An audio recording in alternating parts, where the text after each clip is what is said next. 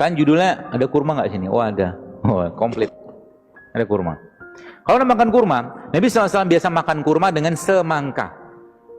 Kenapa? Sains ternyata menjelaskan bahwa ternyata Fa atau besi yang ada pada kurma ini itu terikat dengan sangat sempurna dan bisa meningkatkan fungsi Fa itu ketika dia ketemu sama vitamin C.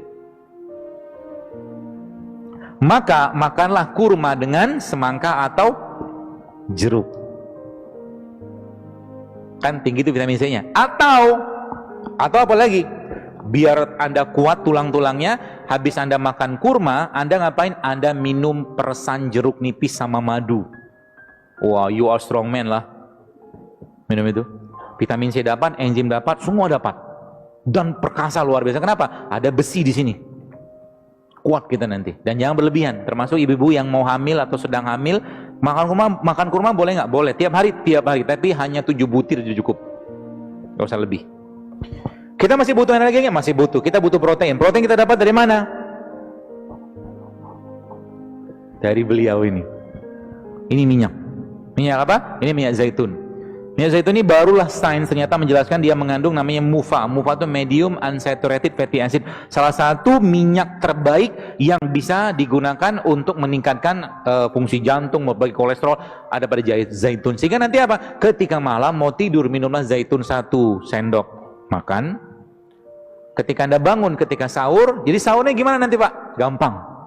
Sahurnya gimana? Anda minum infus kayak beginian, Anda makan kurma 3 butir, minum ini 1 botol. Bagus memang sudah dibatasin ya, biar nggak roaming. Minum ini 1 sendok makan, udah cukup buat energisnya. Habis itu ngapain? Doa banyak-banyak. Kan sahur harusnya banyak doa. Ya Allah, kuatkan aku hari ini untuk beribadah, kuatkan baca Quran ya. Teman-teman kemarin ada lihat postingan saya tentang Ramadan nih. Kalau bisa jadikan Ramadan terbaik, paksain diri Anda. Kalau bisa 1 hari tembus 10 juz. Bisa nggak? Bisa, cuma butuh 5 jam kok. 1 juz itu kurang lebih setengah jam lah kalau Anda baca lancar. Katakanlah agak sedikit belepotan, 40 menit lah. 40 menit katakanlah kali 10 ya kurang lebih nggak ada 6 jam, 5-6 jam something lah cuman. Push yourself, sebab apa? Ibadah itu kalau nggak dipaksain sampai bila-bila masa, kata orang Malaysia bilang, nggak bakal bisa. Sampai mati pun kalau kita nggak maksain tahajud, nggak bakal bisa. Serius. Sampai kapanpun kalau kita nggak maksain sholat duha 12 rakaat, nggak bakal bisa. Serius. Ibadah itu kudu dipaksain. Apalagi Ramadan, pahalanya luar biasa besar. Yang biasa sedekah sekarang 10.000 goceng gitu kan, Ramadan paksain sedekah yang besar gitu kan.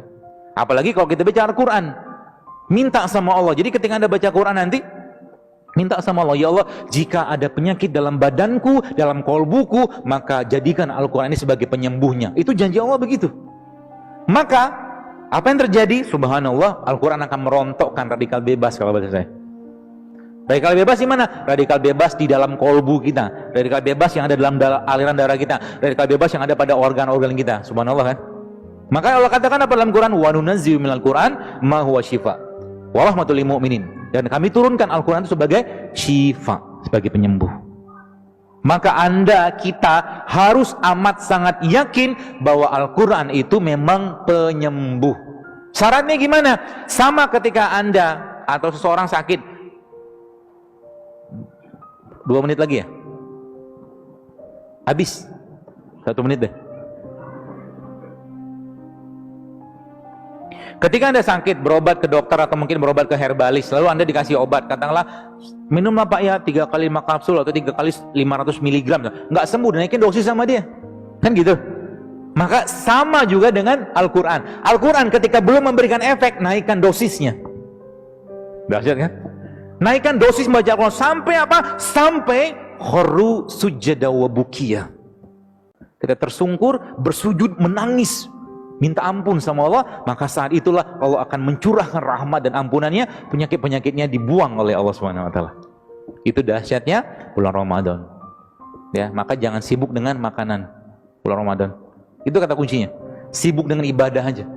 Banyakin zikir, mungkin yang kerja, ya saya katakan kalau memang sudah selesai kerjaannya ya udah baca Quran, pegang Quran.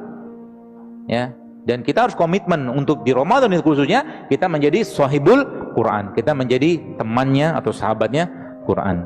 Gitu ya teman-teman sekalian, mudah-mudahan bermanfaat. Dan kajian-kajian saya khususnya ya, saya katakan ini bukan kajian untuk sekedar dicatat, tapi dipraktekkan. Kalau cuma catat doang, besok masih nyampah lagi, sama juga bohong. Gak usah datang kajiannya.